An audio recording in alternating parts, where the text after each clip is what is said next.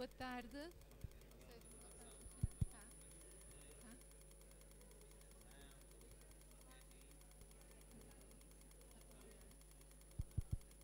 Boa tarde. Vamos dar início à nossa sessão. Não se ouve? Eu ainda por cima não falo muito alto. Já está a dar? Está a dar? 1, 2, tá. Teste, som.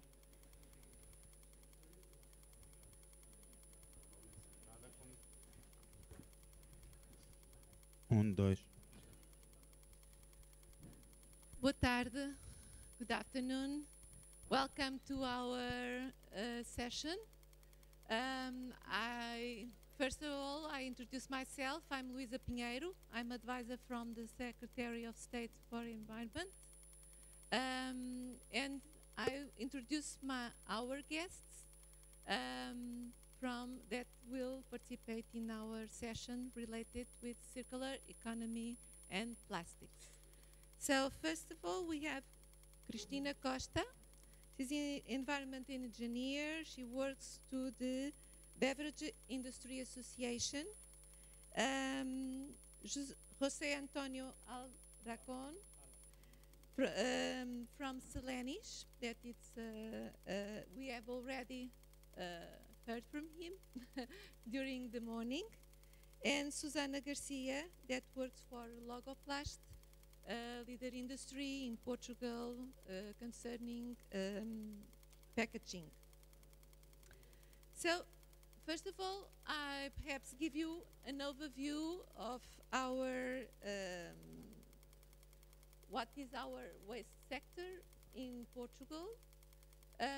Some main figures. We have about 5 million tons of municipal waste that is produced every year.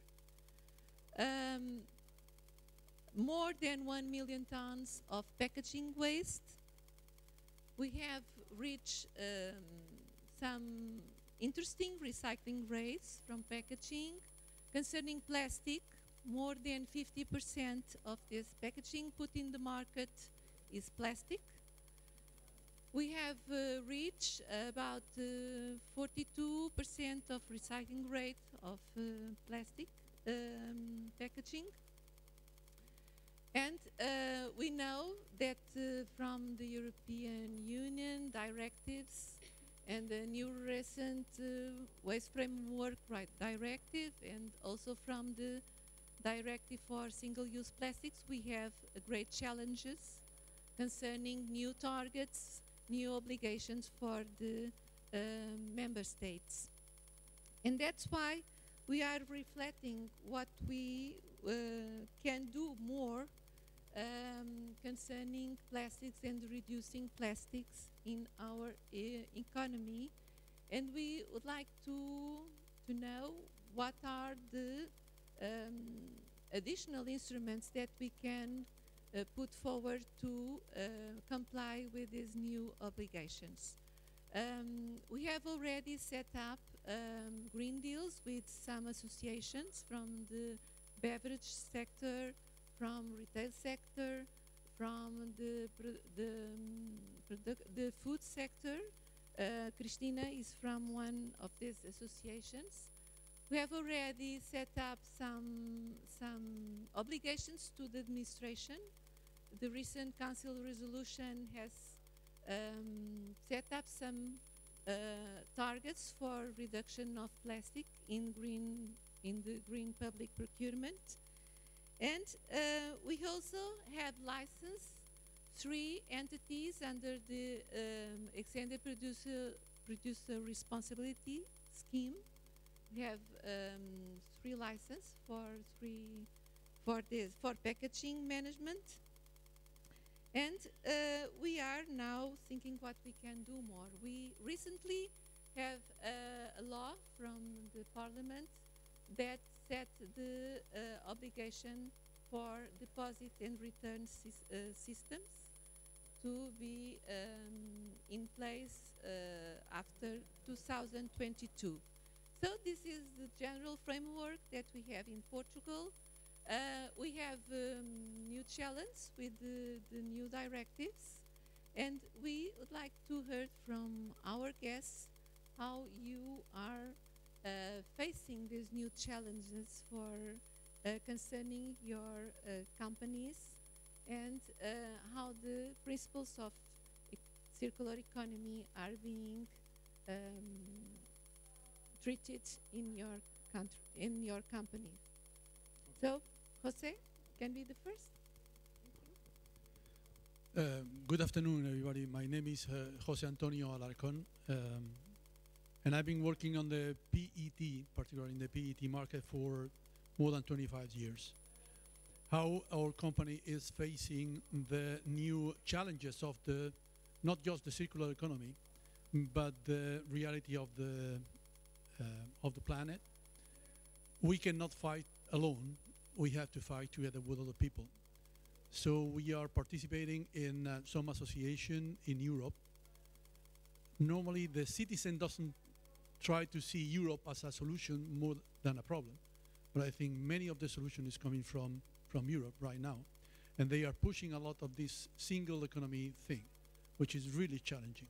So what we do is to actively participate in PETCOR and other associations in Europe where most of the stakeholders on the plastic, particularly on the PET market, are working in order to facilitate the recyclability of the product, because PET is recyclable, 100%. The most recyclable plastic in the world. You can process infinitively the product. But the problem is today, and this is for me one of the biggest challenge, one of the company of the group is Severtis, is consuming almost 20,000 tons of PET recycled in Portugal. This is almost double the collection. The problem today is there is no product. So it's a question of how the whole system is working. There is no collection enough. They are not recycling enough. They are not product enough. So when people like Coca-Cola say, by 2025, we are going to add 50% recycling, bullshit. Why? There is no product to use it. And somebody around here, I will invite my colleague from Tombra to explain, the question today is Europe is consuming 3 million tons a year of PET. How much is collected? 1 million. So this is the problem. Second problem is the quality of the material to be recycled. The material is heavily painted, is colored, is difficult to recycle, is white. So also the retailers, brand owners have to defend that project, and they are not. They are not committed. Consumers, how many of you, when you have any doubt, just trash, put the bottle on the trash? Somebody that have never do that? Raise the hand. Never. I don't believe it. Everybody have done any time. Everybody in their life. So the question of the sustainability of the plastic is everybody. Our company, my company is totally committed, and I'm trying to defend that stake everywhere, saying that we can do our job. It's not only us, it's all of us that need to work on that. And I will defend this everywhere.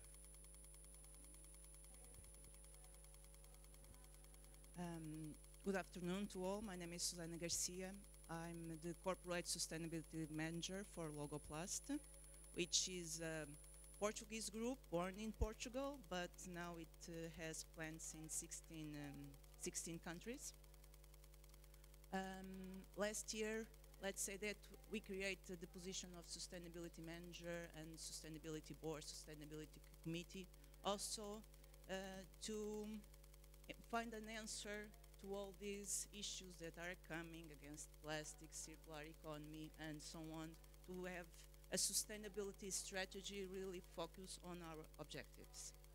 So, regarding what we do, first of all, most of our plants are what we call wall-to-wall.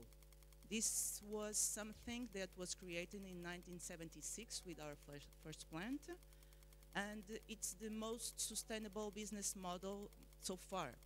We were pioneers on that model. There are a lot of clients, no, competitors that nowadays still follow this kind of model, because if we look to that, we are installed in the house of our client, so we can provide them with packaging without transport, without secondary packaging.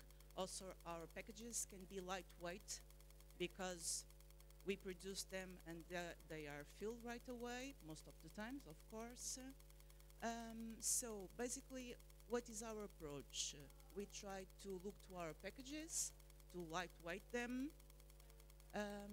We also look to them when we design them, because we have what we call Logoplaste Innovation Lab. That is a kind of company belonging to Logoplaste, but works also for external clients. So we are able to design the bottle since the beginning, and then we can go until the industrialization of that bottle. We have a team of designers that look to the bottles in the sense of eco-design. We have some awards regarding some of our packages that won some related to biomimicry thinking. That means that we look to nature and then we try to mimic that in the bottles. One of the examples is, for example, the Vitalis bottle. It was one of the first biomimicry thinking designs that we made, and basically allow us to lightweight the bottles like 20–25%, because we look to the nature, what the nature does, because the nature finds its way to do its best with the minimum energy. So we have several designs that are like that. Then we have also several bottles where we incorporate recycled materials. We have like 20–30%. We have some bottles that even incorporate 100%. There are 2 plants that they use only recycled materials, and they make an incorporation of 100%, which is very tough, because to find material available with the quality that we need, especially because one of those plants, it is recycled material for food contact, so it's more demanding than recycled material for non-food contact. So one of the things that we find very hard is to find the right recycled material with the right quality. It's not an issue of incorporating them or an industrial issue. All our plants are prepared to incorporate recycled materials. It's really the availability and the quality of those recycled materials. And with the global commitments and so on that a lot of brands are doing to reach 30%, 50%, 100%, if we don't improve our waste infrastructures, especially when we think about collection and sorting, we cannot improve our recycled materials, or we cannot have enough quantity to comply with all these statements that our brand owners are doing. What Logoplaste is doing is trying to find several partnerships with recyclers, with our customers, with our suppliers. We have what we call mechanical recycling, that is the usual recycling, but there's also chemical recycling. Of course, it's more cost demanding. There are still not very well developed. There are some emerging technologies on the market already, but that we think we need also to work on that to improve those. Because when we talk about mechanical recycling, it's very useful when we have clear bottles, like blue bottles, like the ones we find in water market and some beverages. But when we are talking about colors, especially strong colors, those kind of bottles will not go to the usual PET recycling stream. Will go in the sense of bottle to bottle, of course. Will go to recycling for secondary materials and so on. So we need also to focus on this point, to improve the bottles in terms of clarity and so on. Of course, there will always be bottles that will be dark blue, green, and so on. Then there's where it enters the chemical recycling. The chemical recycling is mostly for this kind of bottles. When we don't have clear bottles that will go to the usual chemical recycling, then we can have those chemicals recycling to deal with that. When I don't talk only about opaque bottles and very strong colored bottles, but also bottles that also have multi-components. They can also go to those kind of streams. So Logoplaste is also working on a chemical process with a lot of partners related to chemical recycling. So we try to do partnerships related to mechanical recycling, but also to chemical recycling. We are producers of rigid packaging, but we are not the ones that place the bottles on the market. So the final decision, it's always regarding our client, but it doesn't need the bottle to choose with our clients in order to... My name is Cristina Costa. Let me start by explaining that I'm representing the two associations, not only the Soft Drink Association, but also the Mineral and Spring Water Associations. As we are working together. We are working together in these issues of circular economy for the bottles that are used in the beverage industry. The problem of being the third one to talk in this situation is most of my speech has already been said by my colleagues, but this is interesting because this means that technically and concerning the main issues, we agree in the approach that is needed to change the actual situation on the plastics recycling and on the plastics battle, if we can say it like this. Concerning our companies and how the association see the principles, the application of the principles of circular economy. As Luísa said before, we were the first to accept the challenge launched by the Ministry of Environment. So the companies, most companies, believe that this is the moment for circular economy, and this is the moment to take measures to make this transition. Of course, one of the main reasons is the big problem that we are facing and brands are facing because of public pressure. But also it is important to remark that the support from the institutions has never been so strong as it is presently, particularly from the work that is being developed by the European Commission and the European Parliament. But it is also important to remember that the companies didn't start to worry with the environmental issues right now. Most companies have been working with and leading with the sustainability issues in their process since long years, concerning water use, energy use, materials use. As Susana said, the reduction of the packaging use in the process, and big improvements in eco-efficiency have been achieved so far.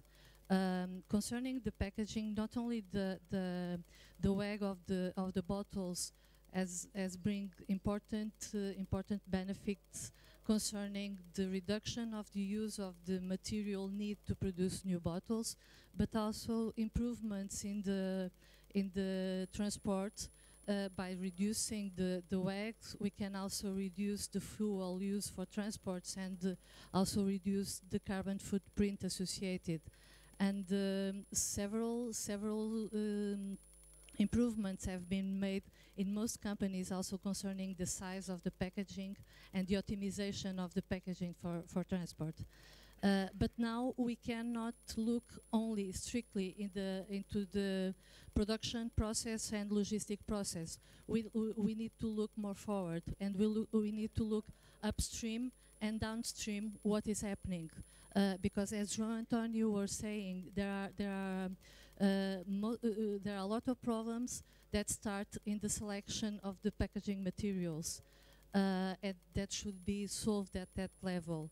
And also when we look downstream, as it was referred previously also, we know that we have important inefficiencies in the collecting systems for the waste.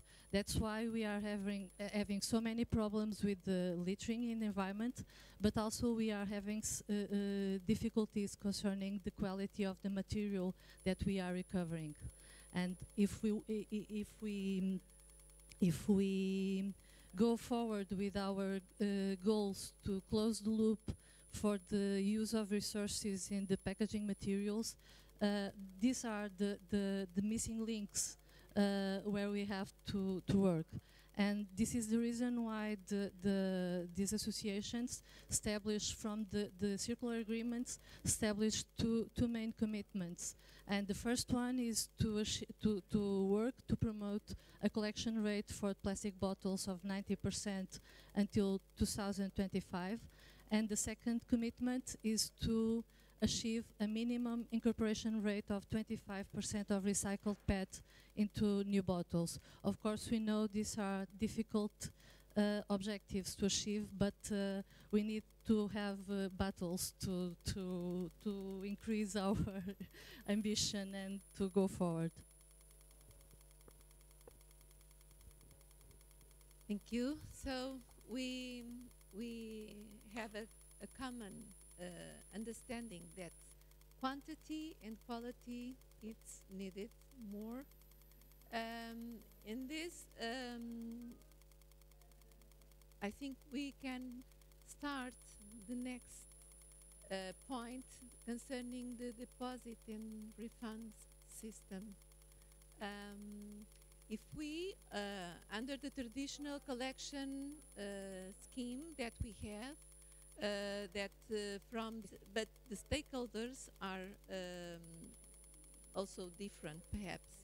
We have different responsibilities. We have other players. We have the retailers sector. We don't have here today in this panel this sector that is important for this new scheme. And we have already the entities,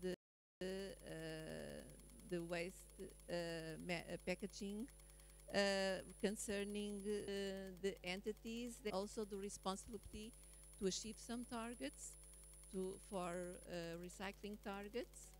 And we have the companies that put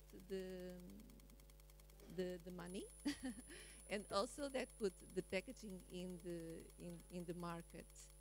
And we have these ambitious rates to comply with the new directive, the Single-Use Plastics Directive. So what are your vision on this? What are the main challenges? What you think that as a recycler, as a conception of packaging, as a packaging consumer, how do you think this new approach for deposit and refund systems can be? She commented before that we are collaborating with people in order to do design.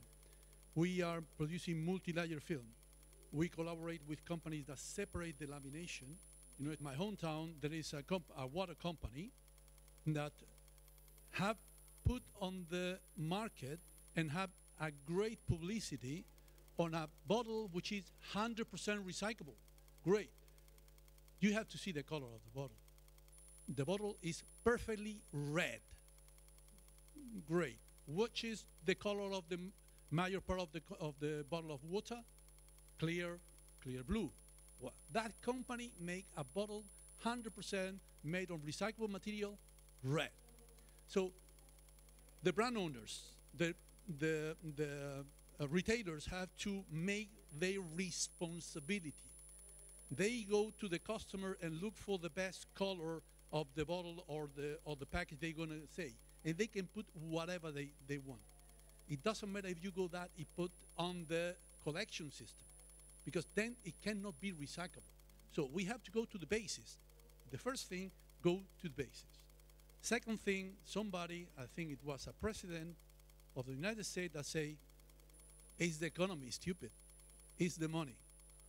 Meanwhile, we don't put money on the market. Meanwhile, we don't suffer on our heart with money, it will never work. So it can work maybe in, which is the most successful collection system in Europe? Germany. Why? Because it's deposit. And why it works? Because there is money on it. If there is no money, there is no responsibility. When you pay, you say, hey, I pay for that, that's mine.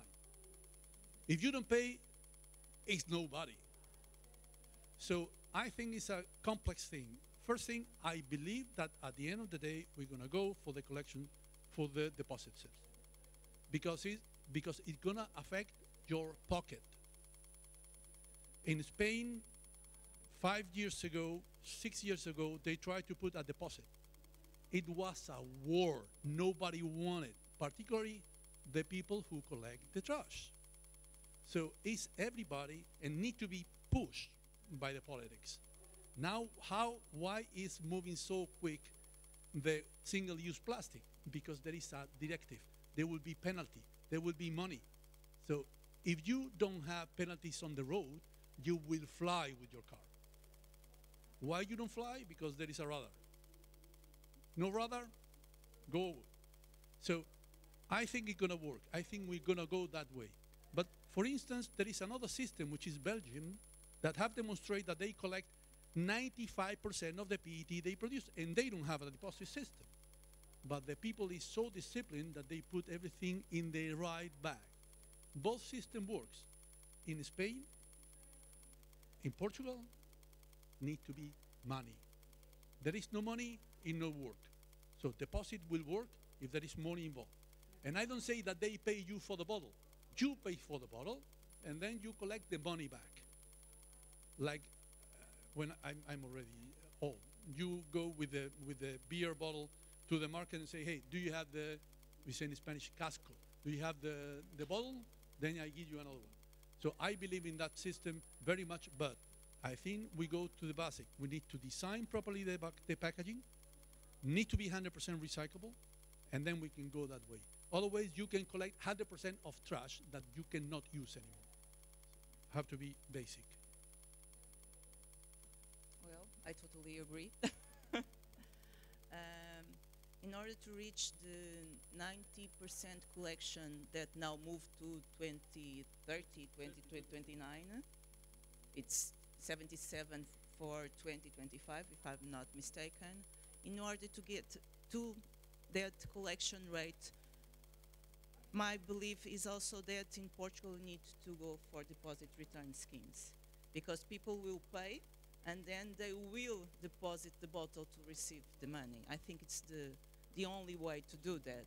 We can create a lot of raise awareness, saying that most of the reason why the collection rates are stagnant, it's because people don't put the bottles in the right place. That's one of the reasons, but the other reasons is also the design. As I mentioned before, for us Logoplaste, we can produce a bottle that is clear, light blue, or produce a bottle that is dark red.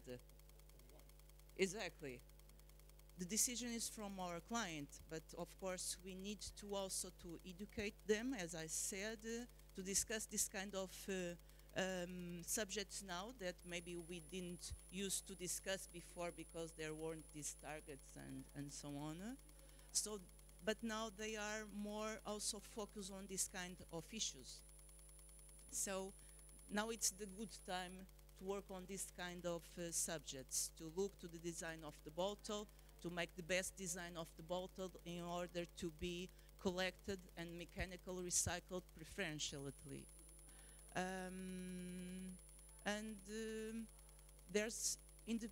It is proven that in the countries that have deposit return schemes, the collections rates are usually higher than 90%.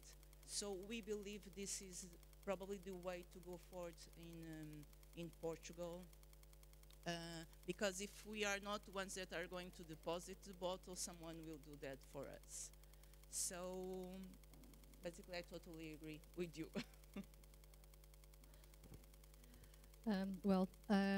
I totally agree with you also. So we should fight something.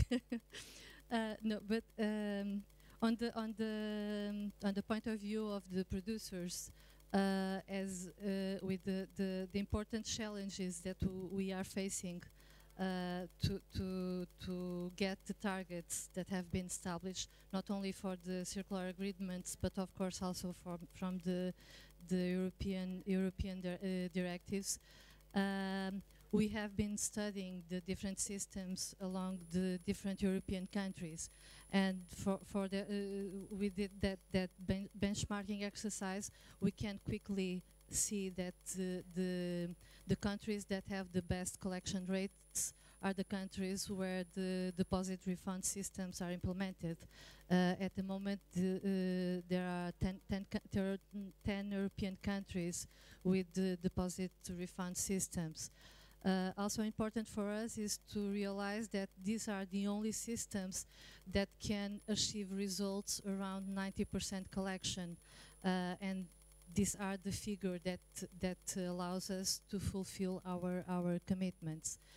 So this is very important for the beverage sector, and that's why we fully support the idea of having a deposit refund scheme in Portugal.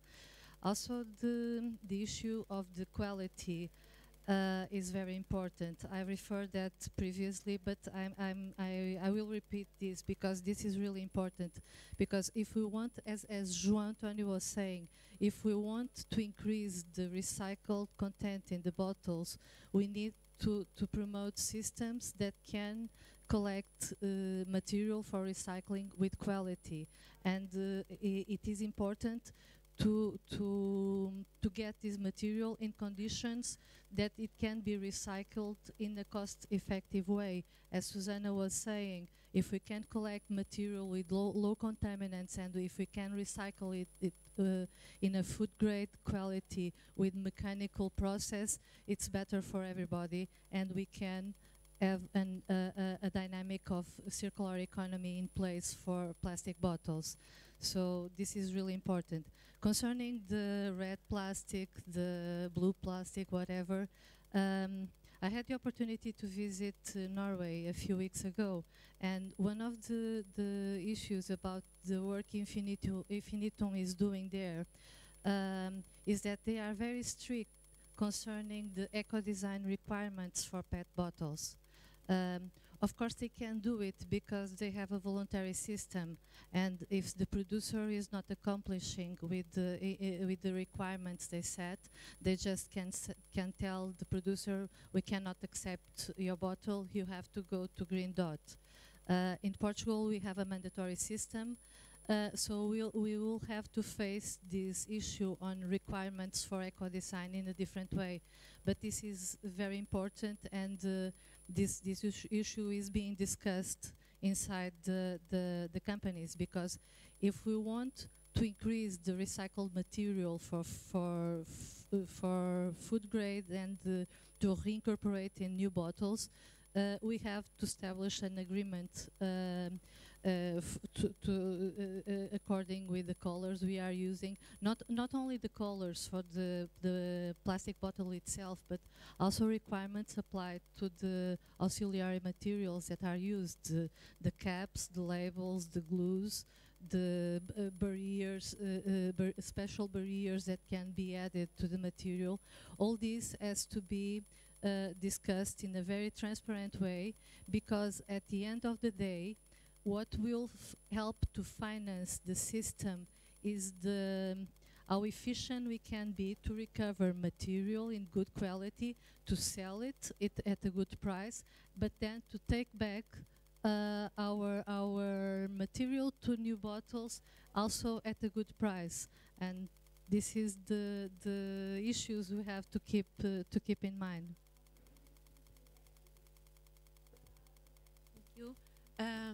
Just, I would like a quick reaction from you concerning these deposit and return systems, how we can design it. In Norway, there is an environmental tax for bottles that that is applied if you don't reach the rate for collection. Do you think that this would be a good instrument, or how you perspective the appliance of a kind of instrument, a fiscal instrument concerning an environmental tax? Quickly, price per bottle. You pay when you buy.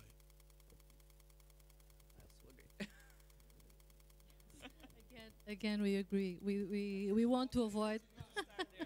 We want to work to have a good system in place with good results and without environmental tax. I will put an example. In Germany, the people believe that they get money back when they put a bottle. Yeah, they get the money back.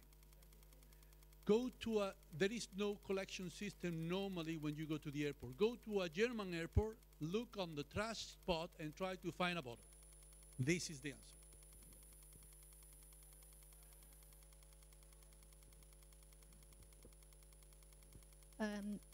Another aspect concerning the deposit refund systems that are in place in Europe is that, and last Friday we had a representative from Lithuania in the conference organized by the Portuguese Agency of Environment, and we heard from him that in Lithuania, that has the youngest DRS model in place, after the company was constituted, they took about 1.5 years to put the system in place. And it is amazing to realize that in less than 2 years, they could achieve a recovering rate of 92%. And we need a quick solution. And I'm not against the multi-material collecting systems we have, not at all. I think these systems are complementary and will have to work together in the future. But by the moment, we need a solution that can give us a quick answer to the challenge we have. Also, from what we have learned from the existing systems is the financial balance they can achieve when compared with the alternative collecting system is more favorable. It's more cost effective for the producers, and of course we think that it's a good solution, and we want to share that experience as well. Thank you. So we have now time to open the floor for some questions from the audience.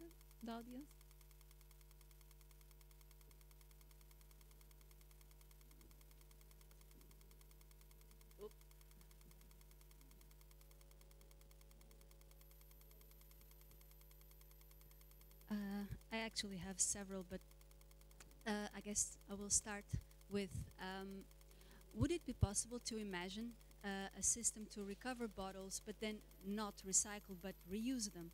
Of course, they would have to be perhaps of different characteristics, but would this be, you cannot hear, so oh yeah, much better, sorry. I'll repeat. Could we imagine a collection system in which the goal is not to recycle the bottle, but to reuse it as such? Has this been explored? What kind of bottle would we have to allow this to happen? And then a question about another material that is used to distribute beverages, which is Tetra bricks. So this is out of the plastic theme of this panel, but I'm curious to know how the beverage producers regard this, because this material cannot be recycled, at least not in Portugal.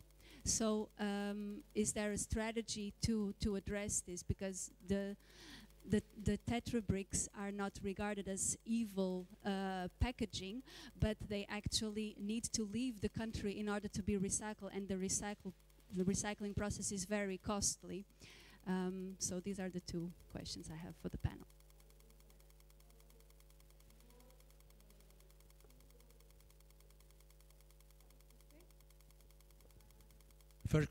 To your first question, I have to say in Germany it was the only country with PET bottles have been reused in the past. There is one single problem, which is the packaging become very dirty and scratched, and the people start not to see so attractive. So the usage have going down. Do I see packaging being reused? I've been commenting that I'm working for Selenis only part-time. I'm working in a project in that direction that I cannot disclose. About the second one, I love you have rising up the question of the Tetra brick, the most sustainable packaging in the world by their own company. True? It's true? Cardboard, plastic, aluminum. Great. So I have nothing more to say. Regarding the reusable, I think it makes sense to produce bottles that can be reused, but by the client, the customer, the consumer, of course. And then, at the end of the life, they should be recyclable.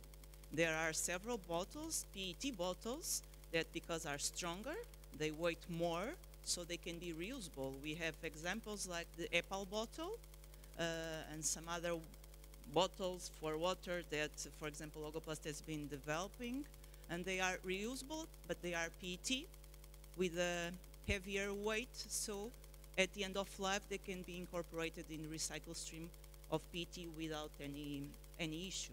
Because from my perspective, also when we are using a bottle,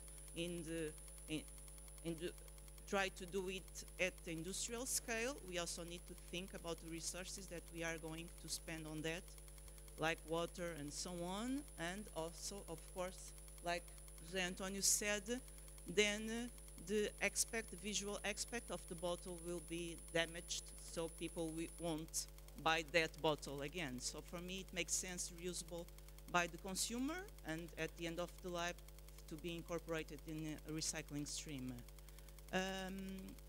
Regarding Tetra Pak, it's good to hear because with all this information against plastic, it seems that like Tetra Pak is best and a better option than plastics, but it is not, because it's a mixed, it's a multi-component package that is seen by the consumer as being made of paper, and it is not. So, basically. Okay, for the first question, for us there is not only plastic as a packaging material. Our companies have glass, have cans, also Tetra Pak for the soft drinks. But in the glass bottles, there is still an important representation concerning the reusable bottles being used for beers, for soft drinks, and also for mineral waters. Unfortunately, for the way we are living presently, the convenience factor for the consumers seems to be more important, and in the supermarkets, we almost cannot sell reusable bottles any longer because people just don't buy them. So the market for these reusable bottles presently is concentrated in the HoReCa clients particularly, and this still has an important presence. In Portugal, I don't remember if PET reusable bottle experience has been done. I don't think so. But in the northern countries, it used to be very, very common. And from what I heard, they are leaving that packaging beside. I heard from our colleagues in Norway. In Norway, they finished the reusable use of bottles, glass, and PET bottles last year. They just finished the reusable, and they did that based on a life cycle study they did for their market. Because as their collecting system has achieved so very high results, and also because it is a country where the logistics is difficult, and they could prove that the one-way packaging with high collection rates can actually be more environmental friendly. I'm not defending that for Portugal, please, because what I want to add here is that we need to have more support based on life cycle assessment studies, because most of the times we are speaking concerning our emotions, concerning what we have heard here and there, and we are missing for the Portuguese market more information based in scientific studies based on data. And in the work we are coordinating in the associations, that is also an area of intervention that we are giving importance. Not only for the bottle, but also to compare the label. Should we use a paper label? Should we use a PP label? What is the best solution? And to give this information to the people that are working in the beverage companies itself, and that have to take the decisions when they go to Logoplaste to say, I want a bottle like this, to assure that they can have information to take the better decisions concerning sustainability and environment concern. I'm not it has been answered. What I can't understand, and I hope nobody from Tetra Pak is around here to listen to us. Every day we go to Facebook or we go to television and we see a big fight against PET, by example. Every day almost you will see, when you are discussing marine pollution, you will see a PET bottle. And I think it's quite unfair, the way this communication is being done for the public opinion. And another issue I cannot understand, and I believe that we are failing in the communication process with the consumers, is that because consumers are very worried with the fish that are eating plastic, and that is a huge problem. I'm not saying it's not a problem, but the same people that are worried with that in the Facebook writing messages can go along the walk and see a bottle or a cigarette being just thrown in the way, and they don't react, and then don't realize that the problem starts there with that action. And I think we are all failing in this communication with the consumers, because actually in Portugal we assist to a reduction of the collection rates of the packaging in the last years. The consumer don't believe in the system that is implemented.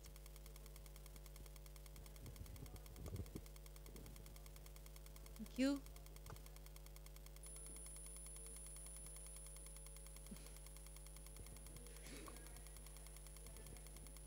Carmen Lima, a Portuguese NGO called Quercus. I'm not agree with Cristina said about the fighting against PET. I think when we present some results about single-use plastics, we saw a lot of different kinds of products, include cigarettes. But what I see and what we hear about the people that contact us is about the doubts that they have when they want to put a single-use plastics for recycling. They don't have a container, for example, in a restaurant. They don't know if they have to put the bottle with the cover or without a cover. They don't know because in the bottle there's no information about the kind of container they have to use it. And in some bottles that we have achieved, it have the wrong information. It says to put in the blue container. So we have simple problems in Portugal because the people don't know how to collect their kind of waste in houses. So it's why they have the doubts. It's why they put in the normal container, because they have a lot of doubts about the collect of waste in Portugal. And we create an application to give simple information to the people, and we have received a lot of emails and requests about doubts that they have, and we have learned a lot about the different kinds of packages that are putting in the market with a different kind of materials, and we don't know how to answer them because, for example, a potatoes package have two kind of products, two kind of materials, and we have to know what are the right containers to put them. So I think in Portugal we need to give more information about the destination of the packager, and you have to give them that information, and you have to give the information about the impact that that packager may have if they are not putting in the right way. And I have a question. Why do you say that it is difficult to incorporate 100% of recycled materials in PET new packager? When it is normal in some countries like United States of America, we can find, I find it in the United States, package with 100% of PET recycled material. And I agree with you when you say that if the people receive money, they will collect all the packages to recycling.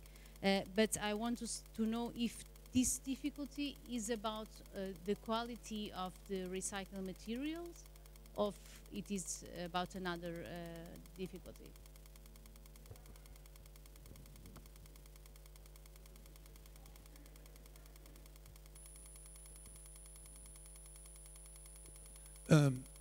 First one, I totally agree with you, with your customer, and happen also to me at home. Packaging are not well tagged. But don't blame packaging producers. Don't blame plastic raw material producer. Blame the guilty ones. And the first guilty ones are retailers and brand owners. Plastic converters does what they want to do, that normally go through a marketing study that say that you want this type of packaging. So we are all liars. So we need to change totally our paradigm, because if we don't change, we go back to 3, 4, 5 material packaging. That's absolutely crazy. So this, when I say that we need to go to all the stakeholders, we need to go to all the stakeholders. But retailers are always escaping. Always. I never saw them in a conference. Never. But in the other side, I would say to say Lidl have in Germany their own collection system. Is right? They have their own collection system, like Punto Verde. So when they want, they do it. Second one, on the 100% recycling, there is two problems. To be in your food, need to have a special process. I will hand this to you.